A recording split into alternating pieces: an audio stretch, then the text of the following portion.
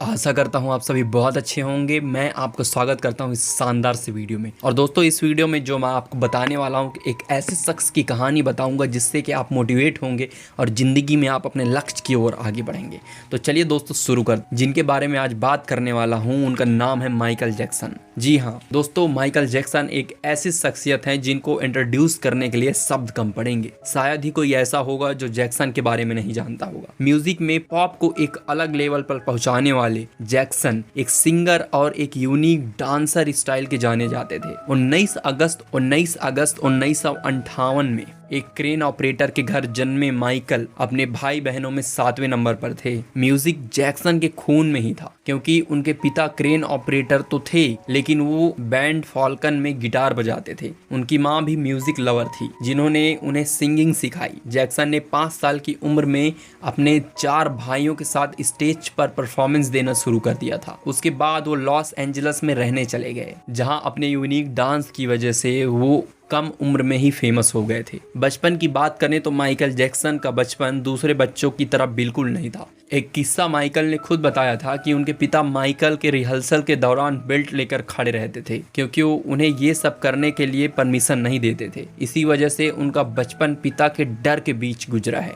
Michael जब ओपरा Winfrey show में आए थे तब उन्होंने बताया कि पढ़ाई के बाद माइकल जब रिकॉर्डिंग्स के लिए जाते थे तो पास में ही एक पार्क में खेलते बच्चों को देखकर वो काफी परेशान हो जाते थे क्योंकि जिस उम्र में उन्हें खेलना था उस उम्र में माइकल अपने करियर बनाने में लग गए थे। 1969 में सिर्फ 11 साल की उम्र में माइकल ने अपना पहला song I want you back निकाला जो बाद में बहुत हिट हुआ और माइकल को उस सॉन्ग से बचपन में ही शुरुआत मिल गई थी और यही माइकल की लाइफ का टर्निंग पॉइंट भी था। इसके बाद 1970 में द लव यू सेव और it will be there release हुई जिसे लोगों ने बहुत पसंद किया। 1975 में माइकल एपिक रिकॉर्ड्स से जुड़ गए और अपने बैंड का नाम जैक्सन 5 से बदलकर जैक्सन कर दिया। 1986 में माइकल की पहली solo album of the wall I जिसने पिछले सारे रिकॉर्ड तोड़ दिए। दुनिया भर में उस एल्बम की 7 मिलियन से ज्यादा कॉपीज बिकी, माइकल को किंग बनने के और भी करीब ले गई। फिर 1982 में माइकल की थ्रिलर आई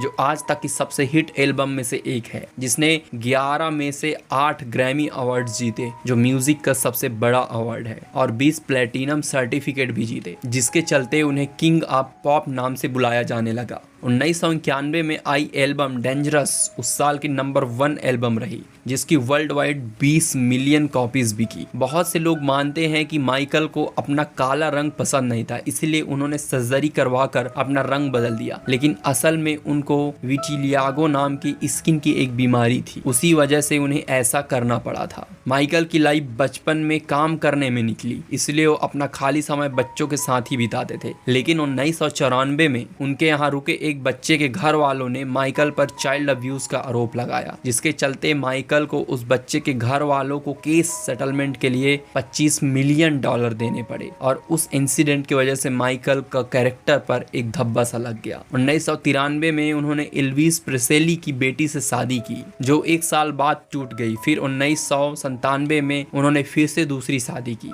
माइकल पीटर पैन नाम के कार्टून से इतने प्रभावित थे कि वो अपने आप को पीटर पैन ही मानते थे जो नेवरलैंड नाम की एक जगह पर रहता था, इसलिए उन्होंने 2700 एकड़ की एक जगह खरीदी और उसका नाम नेवरलैंड रैंच रख दिया। वो नेचर लवर भी थे और उन्होंने नेवरलैंड के जंगल में नेचर नाम का एक सॉन्ग भी लिखा जिसमें नेचर के लिए प्यार की बातें सामने आती हैं। 2006 में उनको बैंक लोन की वजह से नेवरलैंड छोड़ना पड़ा और उसी डेब्ट की वजह से 2009 में दुनिया भर की 10 जगहों पर कंसर्ट करने का सोचा जिससे उनको लोन चुकाने के लिए पैसे मिल जाए। उनका पहला शो लंदन में होने वाला था लेकिन उस शो के 20 दिन पहले अचानक कार्डियक अरेस्ट की वजह से माइकल की मौत हो गई। वो इतने फेमस थे कि उनकी मौत के बाद 7 जुलाई 2009 को माइकल जैक्सन मेमोरियल ऑर्गेनाइज हुआ जिसमें 16 लाख से ज्यादा टिकट बिके। काइंडनेस की बात की जाए तो माइकल जैक्सन एक बार पेप्सी का विज्ञापन कर रहे थे, उसी दौरान उस सेट पर आग लग गई जिससे माइकल के सिर के बाल जल गए, लेकिन से सिचुएशन को कंट्रोल में रखते हुए माइकल ने सेट पर